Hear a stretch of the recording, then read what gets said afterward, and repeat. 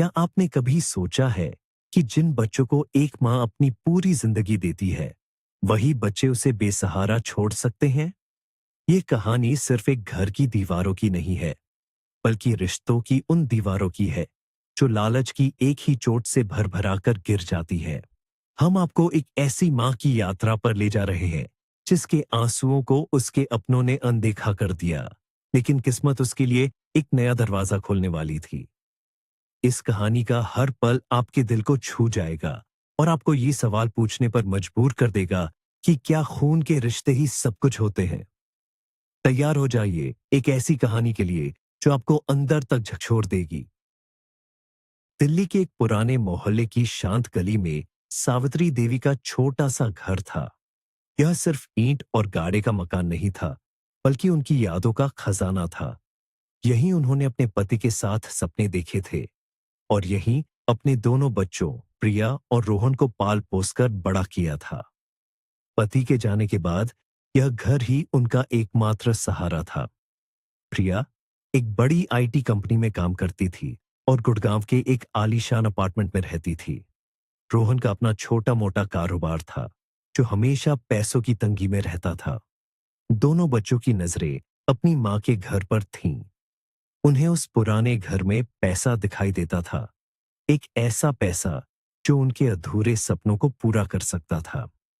उन्होंने मिलकर एक योजना बनाई और अपनी मां को भावनात्मक रूप से यह यकीन दिलाया कि घर बेचना ही सबके लिए अच्छा है। ड्राइंग रूम में अजीब सी खामोशी थी। हवा में पुरानी किताबों और चमेली के फूलों की मिलीजुली महक तैर रही थी। बाहर तेज धूप थी, लेकिन अंदर सावित्री के दिल में अंधेरा छाया हुआ था। उनके सामने कांच की मेज पर कुछ सरकारी कागज रखे थे।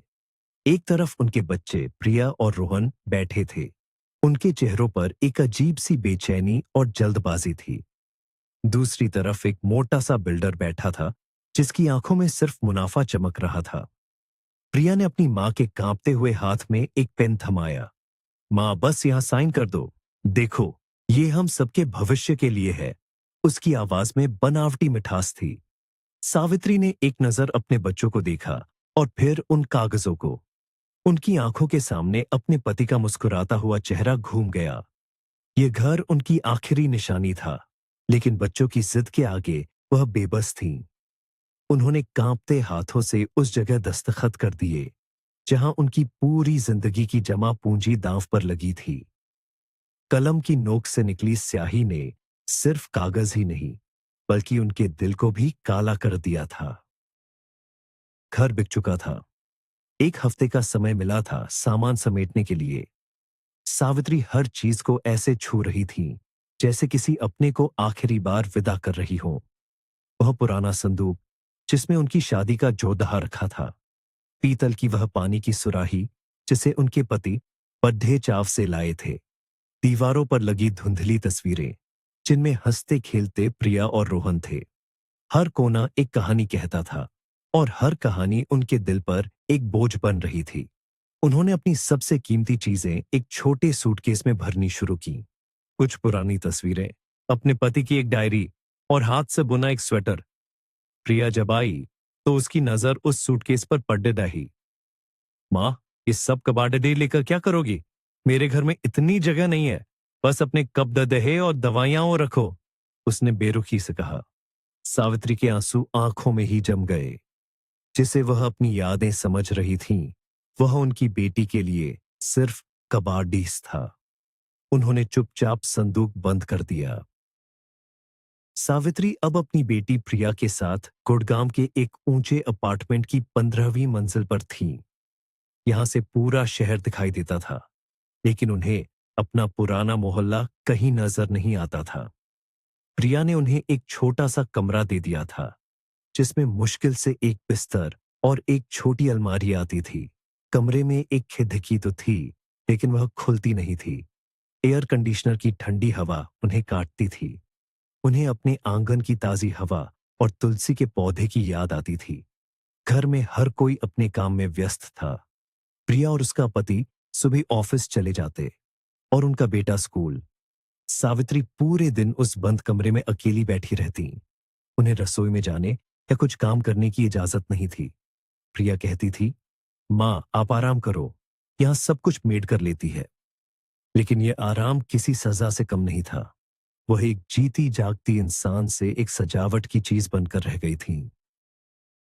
एक शाम सावित्री ने हिम्मत करके अपनी पुरानी तस्वीरों का एल्बम निकाला और उसे प्रिया के बेटे आरव को दिखाने लगी। देखो बेटा, ये तुम्हारे नाना जी हैं। उन्होंने एक तस्वीर की ओर इशारा करते हुए कहा। आरव ने बेमन से एक नजर देखा और फिर अपने टैबलेट में लग गया। तभी प्रिया कमरे में आई। माँ, आप आरव को क्यों परेशान कर रही हैं? उसका होमवर्क बाकी है और ये सब पुरानी चीजें उसे दिखाकर क्या मिलेगा? उसकी आवाज में झुंझलाहट साफ थी। उसने सावित्री के हाथ से एल्बम लिया और उसे अलमारी के ऊपर फेंक दिया। इन चीजों को वहीं रहने दीजिए जहां इनकी जगह है। सावित्री की आंखों में आंसू भर आए। वह बस अपने नाती से बात करना चाहती थी, उसे अपने परिवार के बारे में बताना चाहती थी। लेकिन इस नए और आधुनिक घर में पुरानी यादों और पुराने लोगों के लिए कोई जगह नहीं थी। वह चुपचाप अपने बिस्तर पर जाकर लेट गई और तकिए में मुंह छिपाकर रोने लगी। प्रिया का पति अंकित शुरू से ही सावित्री के आने से खुश नहीं था। उसे अपने घर में एक बाहरी व्यक्ति की मौजूदगी खलती थी। वह अक्सर प्रिया से इस बारे में शिकायत करता। प्रिया, तुम्हारी माँ पूरे दिन घर में रहती है, हमें कोई प्राइवेसी ही नहीं मिलती। मेरे दोस्त आते हैं तो अजीब लगता है। प्रिया अपने पति और माँ के बीच पिस रही थी। एक रात जब सावित्री सो रही थी, उन्होंने प्रिया और अंकित के ला डी डी डी डिचने की आवाज सुनी। मैं अब और बर्दाश्त नहीं कर सकता प्रिया, ये घर हमारा है। या तो तुम्हारी माँ यहां से जाएंगी या मैं। अंकित की आवाज गुस्से से भरी थी। प्रिया रो रही थी। मैं उन्हें कहां भेज दूं अंकित? रोहन तो उन्हें रखेगा नहीं। सावित्री ने अपने कानों पर हाथ रख लिए। वह यह नहीं सुनना चाहती थी। हर एक शब्द उनके दिल में कांटों की तरह चुभ रहा था। वह समझ गई थी कि वह इस घर पर एक बोझ है। उस रात उन्हें नींद नहीं आई। अगले दिन प्रिया ने अपने भाई रोहन को फोन किया। उसकी आवाज में थकावट और गुस्सा था। रोहन, अब तुम्हारी बारी है। मां को आकर ले जाओ। अंकित रोज झगड़ा कर रहा है। मैं अब और नहीं संभाल सकती। फोन के दूसरी तरफ से रोहन की आवाज आई। दीदी, आपको तो पता है नेहा का स्वभाव कैसा है, और मेरे घर में जगह भी कहां है। प्रिया चीख पड़ी। जगह नहीं है? घर बेचते वक्त तो तुम सबसे आगे थे। पैसे का आधा हिस्सा भी तुमने लिया है। अब जिम्मेदारी से भाग रहे हो। मैं कुछ नहीं जानती। कल आकर मां को ले जाओ, वरना मैं उन्हें वृद्धाश्रम छोड़ना चाहूंगी। ये धमकी काम कर गई। रोहन को डर था कि समाज में उसकी बदनामी होगी। वह बेमन से तैयार हो गया। जब प्रिया ने सावित्री को बताया कि कल रोहन उन्हें लेने आ रहा है, तो सावित्री ने कुछ नहीं कहा। उनकी आंखें पथरा गई थीं। वह समझ गई थी कि उन्हें एक सामान की तरह एक घर से दूसरे घर भेजा जा रहा है। रोहन अपनी मां को लेने आया। उसकी आंखों में कोई अपनापन नहीं था, बस एक मजबूरी थी। सावित्री ने अपना छोटा सा बैग उठाया और चुपचाप उसके साथ चल दी। रोहन का घर प्रिया के आलीशान अपार्टमेंट जैसा नहीं था। यह एक मध्यम वर्गीय कॉलोनी में एक छोटा सा फ्लैट था। रोहन की पत्नी नेहा ने दरवाजे पर उनका स्वागत किया, लेकिन उसकी मुस्कान में कोई गर्मजोशी नहीं थी। नमस्ते माँ जी। आइए, उसने रूखेपन से कहा। सावित्री को जो कमरा दिया गया वह स्टोर रूम जैसा था, जिसमें पुराना सामान भरा हुआ था। एक कोने में एक पतली सी चारपाई बिछा दी गई थी। नेहा ने पहले दिन ही अपने नियम समझा दिए। माँ जी, आप सुबह जल्दी मत उठिएगा, हमारी नींद खराब होती है। और रसोई में ज्यादा मत आइएगा, मुझे काम में दखल अंदाजी पसंद नहीं है। सावित्री ने चुपचाप सिर हिला दिया। वह जानती थी कि यहां भी उनकी जिंदगी आसान नहीं होने वाली। नेहा का व्यवहार दिन ब दिन खराब होता जा रहा था। वह सावित्री को बचे खुचे खाने को देती। अगर सावित्री कभी टीवी देखने के लिए हॉल में आ जाती, तो वह रिमोट छीनकर कोई और चैनल लगा देती। सावित्री को अकेलापन और घुटन महसूस होती। उनके पास बात करने के लिए कोई नहीं था। रोहन सुबह काम पर जाता और देर रात लौटता। वह अपनी पत्नी के सामने कुछ नहीं बोल पाता था। एक दिन सावित्री की तबीयत थोड़ी खराब थी। उन्होंने नेहा से एक कप चाय बनाने के लिए कहा। नेहा ने मुंह बनाकर जवाब दिया, मुझसे नहीं होगा, मेरे पास बहुत काम है। आपको चाय पीनी है तो खुद बना लीजिए। सावित्री धीरे धीरे रसोई की तरफ बढ़ी, लेकिन उनका सिर चकरा रहा था। उन्होंने जैसे ही गैस जलाने की कोशिश की, उनके हाथ कांपने लगे और गर्म पानी का पतीला नीचे गिर गया। आवाज सुनकर नेहा दौड़ती हुई आई और उन पर चिल्लाने लगी, देखिए, कर दिया ना नुकसान, इसीलिए कहती हूं रसोई से दूर रहा कीजिए। उस रात रोहन जब घर आया तो नेहा ने उससे सावित्री की शिकायत की। तुम्हारी मां अब घर का सामान भी तोड़ ढाने लगी है। मुझसे ये सब नहीं सहेगा रोहन, तुम कुछ करो। रोहन अपनी मां के कमरे में गया। सावित्री चुपचाप बिस्तर पर लेटी थीं। उनकी आंखों से आंसू बह रहे थे। मां, क्या जरूरत थी आपको रसोई में जाने की? आप नेहा को क्यों परेशान करती हैं? उसने अपनी मां से सवाल किया। सावित्री की हिम्मत जवाब दे गई, बेटा मैं बस एक कप चाय पीना चाहती थी, क्या मैं इतना भी नहीं मांग सकती? उनकी आवाज में दर्द था। रोहन ने कोई जवाब नहीं दिया। वह बस इतना बोला, आप आराम कीजिए और प्लीज आगे से नेहा को शिकायत का कोई मौका मत दीजिएगा। ये कहकर वह कमरे से बाहर चला गया। सावित्री को एहसास हो गया कि उनका अपना बेटा भी अब पराया हो चुका है। वह अपनी ही तकलीफों के लिए खुद ही जिम्मेदार ठहराई जा रही थी। दिन बीतते गए। सावित्री की दुनिया उस छोटे घुटन भरे कमरे तक सिमट कर रह गई थी। एक दिन उन्होंने रोहन से एक छोटा टीवी खरीदने के लिए कहा ताकि उनका मन लगा रहे। रोहन ने साफ इनकार कर दिया। मां, फिजूल खर्ची के लिए मेरे पास पैसे नहीं है। आपको खबरें सुननी है तो मैं आपको एक रेडियो ला दूंगा। अगले दिन उसने एक पुराना खडीरी खदाता हुआ रेडियो लाकर उनके बिस्तर के पास रख दिया। सावित्री ने उसे चलाकर भी नहीं देखा। उनका दिल टूट चुका था। वह समझ गई थी कि उनके बच्चों के लिए उनकी जरूरतें, उनकी खुशियां कोई मायने नहीं रखती। वह अब सिर्फ एक जिम्मेदारी थी जिसे वे किसी तरह निभा रहे थे।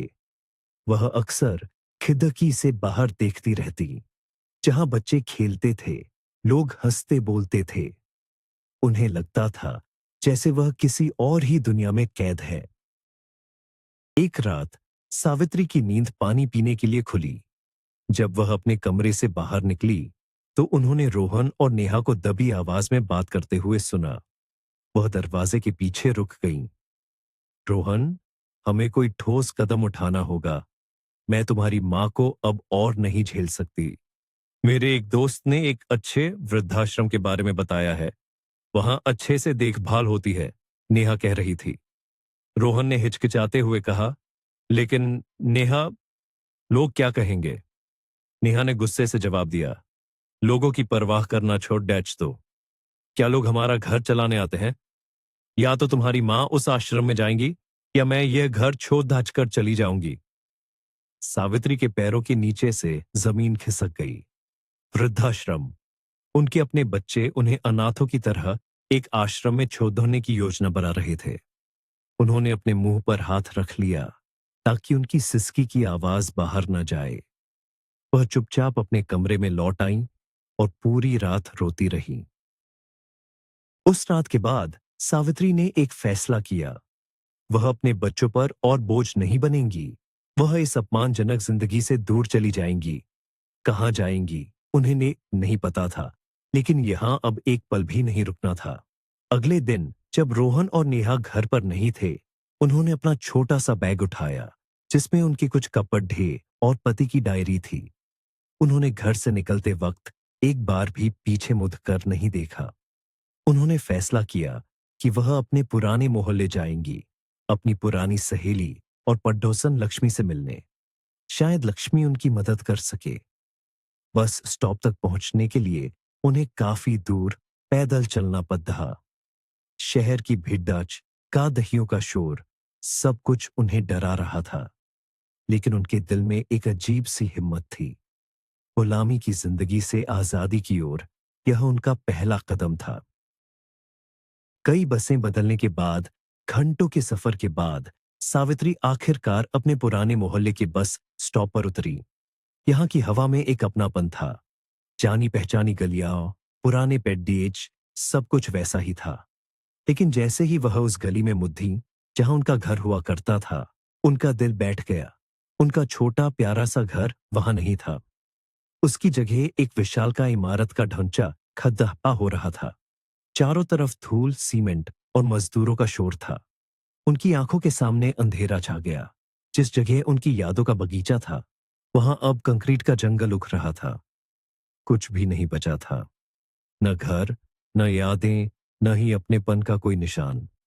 वह उस अधूरी बनी दीवार के सहारे जमीन पर बैठ गई और फूट फूट कर रोने लगी। उन्होंने क्या कर दिया था? अपने ही हाथों अपनी दुनिया को उजाड़ दाह दिया था। सावित्री उस दीवार से लगकर बैठी थी जब एक नौजवान लाड़का, जो शायद उस कंस्ट्रक्शन साइट का सुपरवाइजर था, उनके पास आया। ए बुढ़िया, यहां क्या कर रही हो? ये कोई आराम करने की जगह नहीं है। चलो हटो यहां से। उसकी आवाज में कोई हमदर्दी नहीं थी। सावित्री ने अपनी नम आंखों से उसे देखा, लेकिन कुछ बोल नहीं पाई। उन्होंने उठने की कोशिश की, लेकिन दुख और कमजोरी के कारण उनके पैर लड़खड़ा गए और वह गिर पड़ी। उनके घुटने में चोट लग गई। वह दर्द से कराह उठी।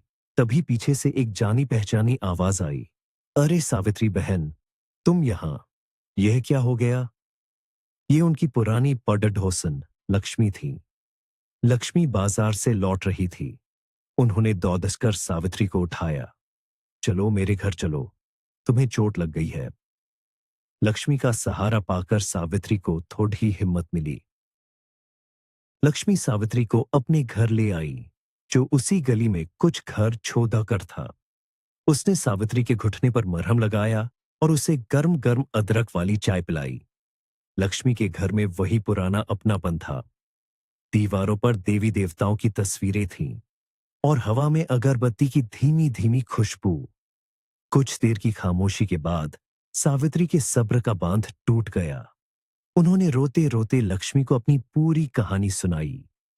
कैसे उनके बच्चों ने घर बिकवाया, कैसे प्रिया ने उन्हें अपने घर में एक कैदी की तरह रखा, और कैसे रोहन और उसकी पत्नी ने उन्हें वृद्धाश्रम भेजने की योजना बनाई।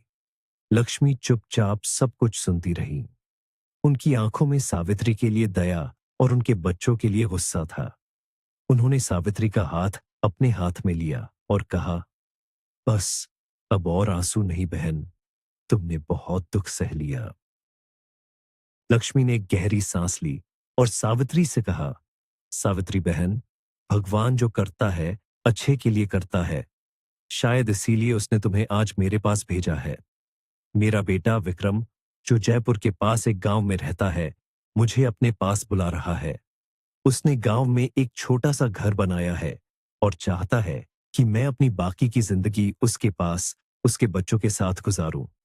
मैं अगले हफ्ते ही जाने की तैयारी कर रही थी। ये कहकर वह एक पल के लिए रुकी। फिर उनकी आंखों में एक चमक आई। तुम मेरे साथ चलोगी? विक्रम का दिल बहुत बद्धा है।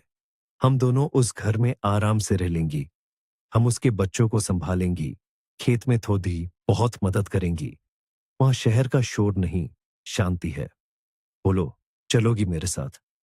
लक्ष्मी की आवाज में इतनी सच्चाई और अपनापन था कि सावित्री को एक पल के लिए यकीन ही नहीं हुआ। सावित्री की आंखों में उम्मीद की एक नई किरण जागी। एक अजनबी, एक पड़ोसन उसे वह सहारा दे रही थी जो उसके अपने सगे बच्चे नहीं दे पाए। उन्होंने लक्ष्मी से पूछा, लेकिन तुम्हारा बेटा क्यों मानेगा? मैं तो उस पर बोझ बन जाऊंगी। लक्ष्मी मुस्कुराई। अरे नहीं बहन, विक्रम ऐसा नहीं है। उसने हमेशा मुझे बड़ों का सम्मान करना सिखाया है। मैं अभी उसे फोन करती हूँ और सब बताती हूँ। तुम देखना, वह मना नहीं करेगा। लक्ष्मी ने तुरंत अपने बेटे विक्रम को फोन किया और उसे सावित्री की पूरी कहानी बताई। फोन पर कुछ देर बात करने के बाद लक्ष्मी ने फोन सावित्री की ओर बढ़ा दिया। लो, विक्रम तुमसे बात करना चाहता है। सावित्री ने कांपते हाथों से फोन लिया। दूसरी तरफ से एक बहुत ही नेक और शांत आवाज आई। नमस्ते माँ जी, आप बिल्कुल चिंता मत कीजिए। आप मेरी माँ की बहन जैसी है। मतलब मेरी भी माँ हुई। आप दोनों आराम से आकर मेरे साथ रहिए। जब लक्ष्मी ने बच्चों को बताने के बारे में पूछा, तो सावित्री ने कड़ीरी चिवाहट से सिर हिला दिया। नहीं लक्ष्मी, मैं उन्हें कुछ नहीं बताना चाहती।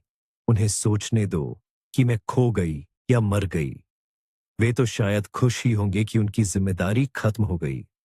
मैं अब अपनी जिंदगी की नई शुरुआत करना चाहती हूँ, जहां उन लोगों की कोई परछाई न हो। लक्ष्मी ने उनकी बात का सम्मान किया। एक हफ्ते बाद दोनों औरतें अपना थोड़ा बहुत सामान लेकर जयपुर के लिए ट्रेन में बैठ गईं।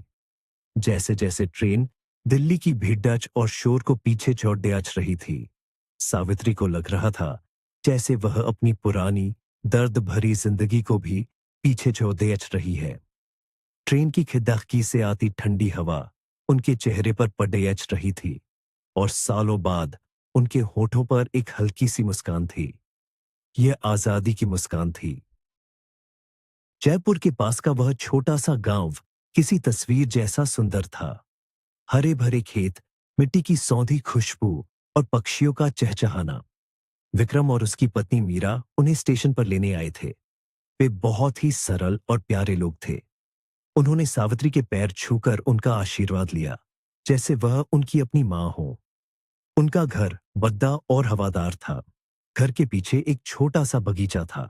विक्रम ने लक्ष्मी और सावित्री के लिए एक अलग छोटा सा कॉटेज तैयार करवाया था, जो मुख्य घर के पास ही था। वह छोटा, साफ सुथरा और बहुत आरामदायक था। सावित्री को यकीन नहीं हो रहा था कि किस्मत उन्हें कहां से कहां ले आई है। जिस सम्मान और प्यार के लिए वह तरस रही थीं, वह उन्हें उन लोगों से मिल रहा था जिनसे उनका खून का कोई रिश्ता नहीं था। नई जिंदगी शुरू हो चुकी थी। सावित्री और लक्ष्मी सुबह जल्दी उठती, वे साथ में पूजा करती, फिर बगीचे में काम करती। सावित्री ने वहां टमाटर और मिर्च के पौधे लगाए।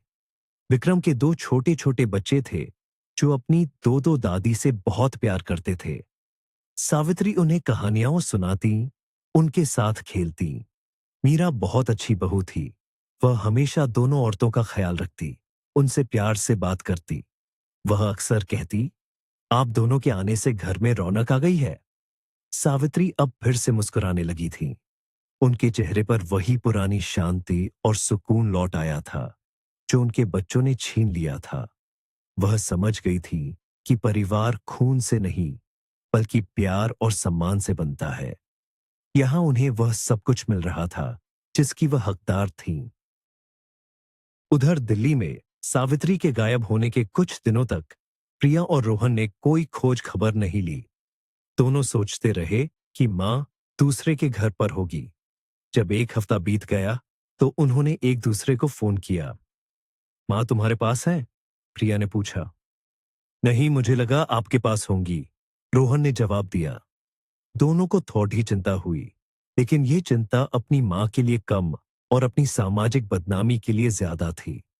उन्होंने कुछ दिन तक आसपास पूछा, कुछ रिश्तेदारों को फोन किया, लेकिन जब सावित्री का कुछ पता नहीं चला, तो उन्होंने पुलिस में एक गुमशुदगी की रिपोर्ट लिखवाकर अपनी जिम्मेदारी पूरी कर ली।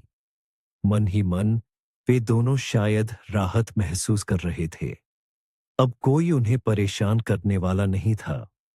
वे अपनी जिंदगी में आगे बढ़ गए, जैसे सावित्री कभी थी ही नहीं। 3 महीने बीत गए। गांव की जिंदगी में सावित्री पूरी तरह रम चुकी थी। उनकी सेहत भी अब पहले से बहुत अच्छी थी।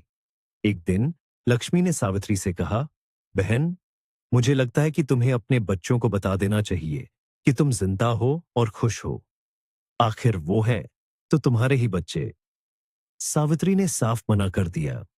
नहीं लक्ष्मी, जिन्होंने मुझे जिंदा होते हुए भी मार दिया था, उन्हें मेरे होने या न होने से कोई फर्क नहीं पड़ता। मैं उस अतीत को वापस नहीं कुरेदना चाहती। लेकिन लक्ष्मी के मन में एक बेचैनी थी। उसे लगता था कि बच्चों को अपनी गलती का एहसास होना चाहिए। उसने सावित्री से छुपाकर एक फैसला किया। वह एक बार दिल्ली जाकर प्रिया से मिलेगी और उसे सब सच बताएगी। वह चाहती थी कि प्रिया अपनी मां की खुशी अपनी आंखों से देखे। अगले हफ्ते लक्ष्मी एक रिश्तेदार की शादी का बहाना बनाकर दिल्ली आई। उन्होंने प्रिया के ऑफिस का पता निकाला और बिना बताए वहां पहुंच गईं। प्रिया अपनी मां की पुरानी पडीडी ढोसन को अचानक अपने सामने देखकर हैरान रह गई। लक्ष्मी आंटी, आप यहां? लक्ष्मी ने शांति से कहा। हाँ प्रिया बेटी, मैं तुम्हें तुम्हारी मां के बारे में कुछ बताने आई हूं। प्रिया का चेहरा उतर गया। उसे लगा कि लक्ष्मी शायद पैसे मांगने आई है। देखिए आंटी, मां अब हमारे साथ नहीं है। हमने उन्हें बहुत ढूंढा।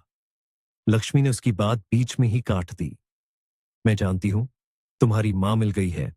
वह मेरे साथ मेरे बेटे के पास गांव में रहती है और वह बहुत खुश है। लक्ष्मी को लगा था कि यह सुनकर प्रिया खुश होगी, शायद अपनी मां से मिलना चाहेगी। लेकिन जो हुआ वह उसने सपने में भी नहीं सोचा था। प्रिया का चेहरा खुशी से खिलने के बजाय गुस्से से लाल हो गया। क्या मतलब वो बुढ़िया जिंदा है और मजे से रह रही है और हमें बताया तक नहीं? हद है। हम यहां परेशान होते रहे, पुलिस के चक्कर काटते रहे और वह वहां आराम कर रही है। ऐसी भी क्या कोई मां होती है जो अपने बच्चों को बिना बताए चली जाए? प्रिया की आवाज में अपनी मां के लिए कोई हमदर्दी नहीं, सिर्फ गुस्सा और शिकायत थी। लक्ष्मी स्तब्ध रह गई। परेशान हो रही थी? प्रिया, तुमने और तुम्हारे भाई ने उसे घर से निकालने का पूरा इंतजाम कर लिया था। तुम्हें तो खुश होना चाहिए कि वह अब तुम पर बोझ नहीं है। प्रिया ने घृणा से मुंह बनाया। हाँ, अच्छा ही है। जहां भी है खुश रहें। अब हमें परेशान न करें तो बेहतर है। उसने एक बार भी नहीं पूछा कि उसकी मां कहाँ है, कैसी है या उनका पता क्या है। लक्ष्मी को ऐसा लगा जैसे किसी ने उनके मुंह पर कीचड़ एच मल दिया हो। वह उस लाढाचकी को देख रही थी जिसे सावित्री ने अपनी जान से ज्यादा चाहा था। उसमें इंसानियत का एक कतरा भी नहीं बचा था। तुम लोग इंसान नहीं, पत्थर हो। तुम्हारी मां ने तुम्हें जन्म देकर शायद अपनी जिंदगी की सबसे बड़ी भूल की।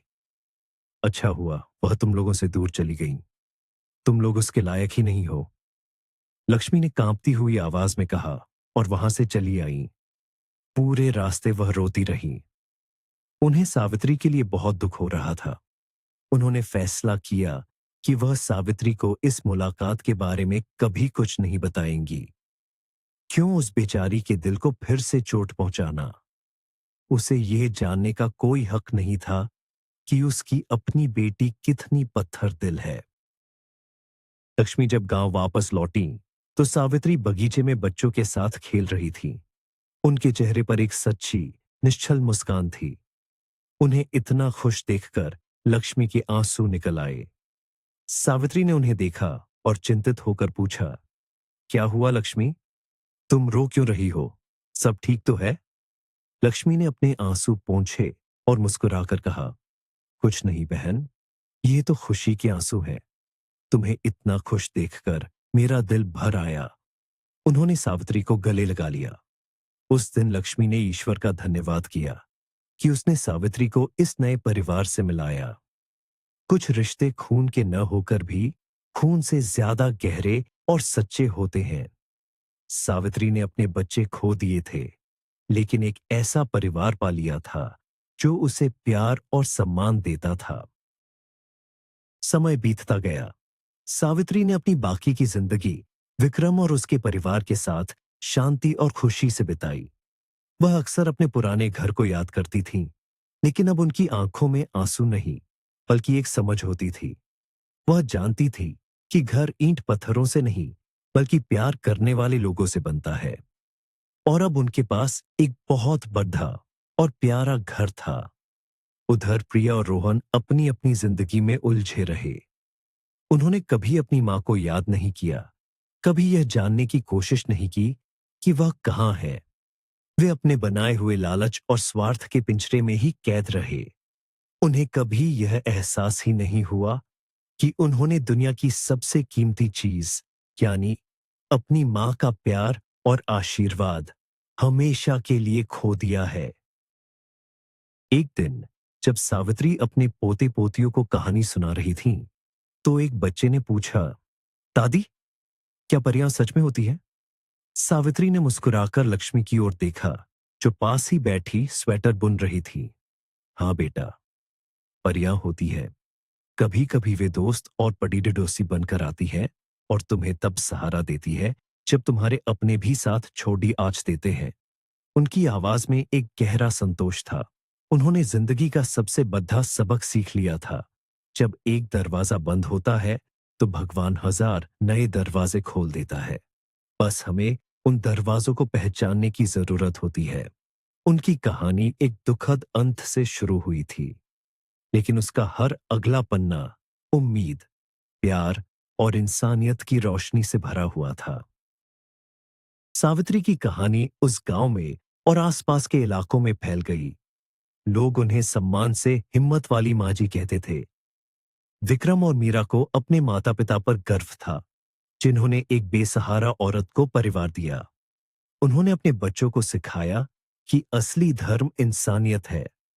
सावित्री और लक्ष्मी की दोस्ती समय के साथ और भी गहरी हो गई। वे एक दूसरे की ताकत बन गई। वे साथ में हंसती, साथ में अपने पुराने दिनों को याद करती और साथ में भविष्य के सपने देखती। उन्होंने साबित कर दिया कि उम्र जिंदगी जीने के जज्बे को कम नहीं कर सकती। हर सुबह जब सूरज की पहली किरण उनके छोटे से घर पर पडेरी देती, तो वह अपने साथ एक नई उम्मीद लेकर आती। एक उम्मीद कि दुनिया में अच्छाई अभी भी जिंदा है। इस सावित्री को कभी नहीं बताया कि उसकी बेटी ने उसके साथ कितना घृणित व्यवहार किया था। उसने इस राज को अपने सीने में दफन कर लिया, ताकि सावित्री अपनी बाकी की जिंदगी बिना किसी दर्द के जी सके। यही इस कहानी का सबसे बड़ा मुद्दा था कि कभी-कभी सच को छुपा लेना किसी की खुशी को बचाने के लिए सबसे बड़ा प्यार होता है। सावित्री ने एक शांतिपूर्ण और सम्मानित जीवन जिया, जो उसे अपने बच्चों से कभी नहीं मिला। यह कहानी हमें सिखाती है कि परिवार हमेशा खून के रिश्तों से नहीं बनता। यह प्यार, सम्मान और देखभाल से बनता है। सावित्री की कहानी उन सभी के लिए एक प्रेरणा है जो जीवन में अकेला महसूस करते हैं। यह याद दिलाती है कि आशा की एक किरण हमेशा होती है, भले ही वह अजनबियों के रूप में ही क्यों ना आए। इस भावनात्मक कहानी को देखने के लिए आपका बहुत बहुत धन्यवाद। अगर यह कहानी आपके दिल को छू गई हो, तो प्लीज इस वीडियो को लाइक करें, हमारे चैनल को सब्सक्राइब करें और कमेंट्स में अपनी राय जरूर बताएं। हम आपसे पूछना चाहते हैं, क्या लक्ष्मी ने प्रिया की सच्चाई को सावित्री से छुपाकर सही किया? आपके जवाब का हमें इंतजार रहेगा।